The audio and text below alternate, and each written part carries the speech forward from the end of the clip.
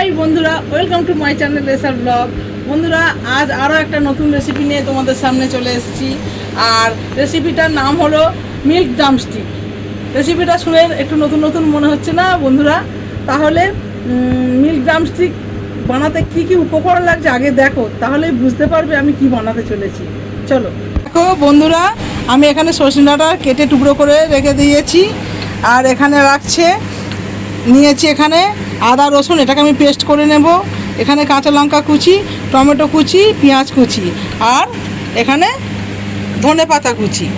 আর যেহেতু milk drumstick বানাচ্ছি তার জন্য লাগছে দুধ। আমি এখানে 500 দুধ, এখানে আমি 500 মতো দুধ গাঢ় করে ফুটিয়ে রেখে দিয়েছি। এবার আমি রেসিপিটা শুরু করব। আর কী কী গুঁড়ো মশলা দেবো পুরো ভিডিওটা দেখো, স্কিপ করবে না। তাহলে চলো, তাহলে বন্ধুরা রান্নাটা আমি শুরু করছি, তোমরা দেখতে থাকো। প্রথমে কড়াইতে তেল গরম হয়ে গেছে, আমি একটু জিরে ফোড়ন দেব। জিরেটা আমার লাল লাল হয়ে গেছে, এবার আমি এর মধ্যে পেঁয়াজ দিয়ে দেব।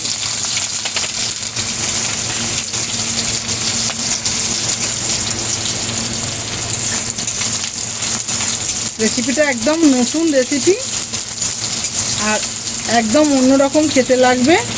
দেখো তোমরা বন্ধুরা, পেঁয়াজ আমার হালকা লাল লাল হয়ে গেছে। এইবার আমি আদা রসুনের পেস্টটা দিয়ে দেব, দিয়ে আরও কিছুক্ষণ কষাতে হবে।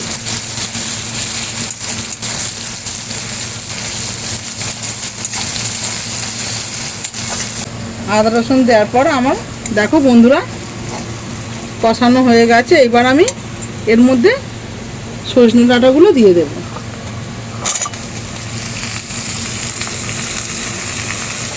দিয়ে এইবার আমি তাকে কিছুক্ষণ ভেজে নেব।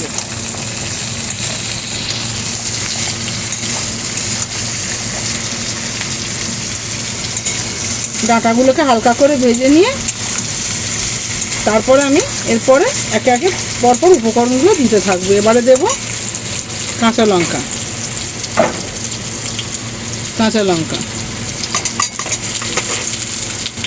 এবার আমি নুন দিয়ে দেব।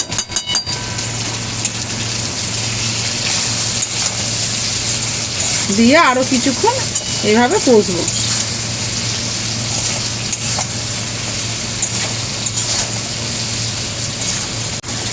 এইবারে আমি টুকরো করে রাখা টমেটো দিয়ে দেব।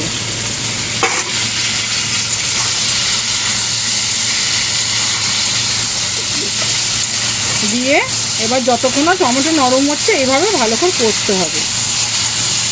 দেখো বন্ধুরা, টমেটোগুলো গলে গেছে।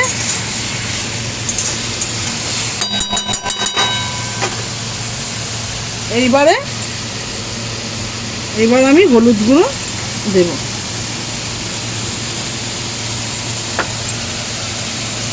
আর কাঁচা লঙ্কা দিয়েছি অল্প করে কালারের জন্য, এই গুঁড়ো লঙ্কা দিয়ে দেব। দিয়ে এবারে ভালো করে এটাকে কষাতে হবে।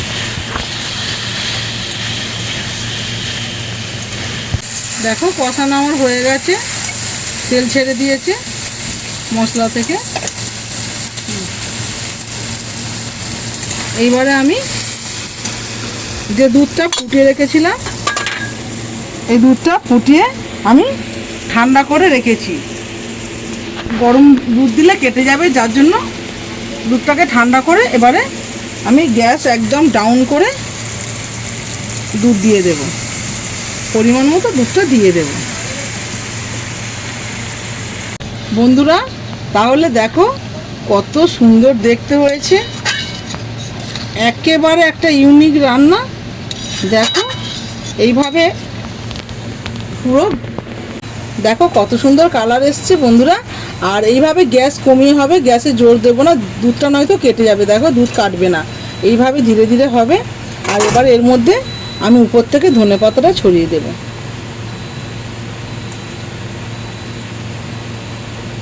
এইবারে এইভাবে আমার 10-15 মিনিট মতো হবে। তাহলে বন্ধুরা ভিডিওটা কেমন লাগছে? ভালো লাগছে আশা করি।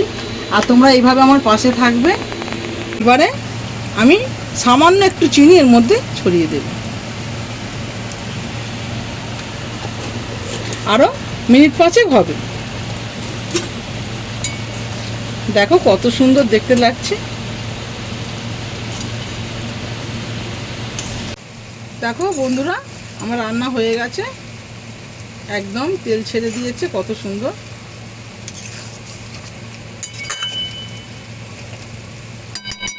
এইবার আমি এই গুঁড়ো গরম মশলাটা দিয়ে দেব, ভালো করে নেড়ে দেব।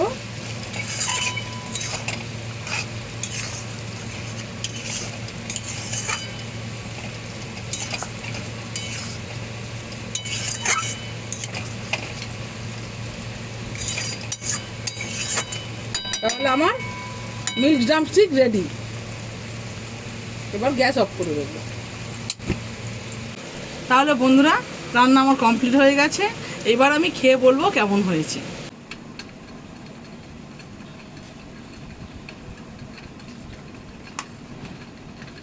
তাহলে বন্ধুরা, এবার আমি খাবো, খেয়ে বলবো রেসিপিটা কেমন হয়েছে। দেখো কত সুন্দর হয়েছে।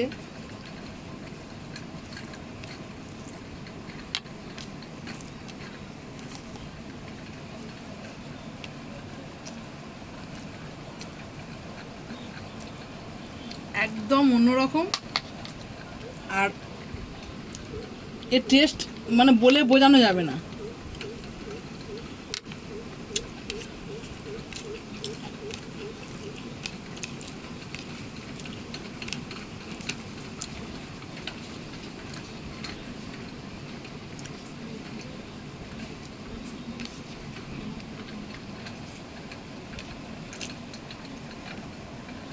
শুধু এই আইটেমটা করলেই আশা করি পুরো ভাত খাওয়া হয়ে যাবে, আর কিচ্ছু লাগবে না।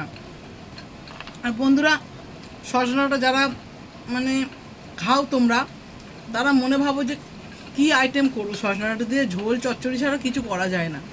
এইভাবে একবার অবশ্যই ট্রাই করবে, একবার অন্তত করে খেয়ে দেখো। আমার এই কথাটা মানে আমার এই ভিডিওটা দেখে একবার ট্রাই করো, আমার এই কথাটা রেখো, তাহলে কমেন্ট করে জানাবে যে কেমন হয়েছিল। অবশ্যই তোমরা কমেন্ট করবে।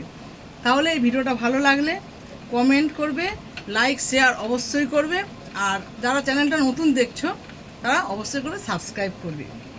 তাহলে এরকম ভিডিও আরও নিয়ে আসবো তোমাদের সামনে, আর এইরকম নতুন নতুন রেসিপি তোমাদেরকে দেখাবো। আমার পাশে থাকবে। Tata, bye. হাই বন্ধুরা, welcome to my channel SR blog. তো আজকে আমি তোমাদেরকে দেখাবো চাই না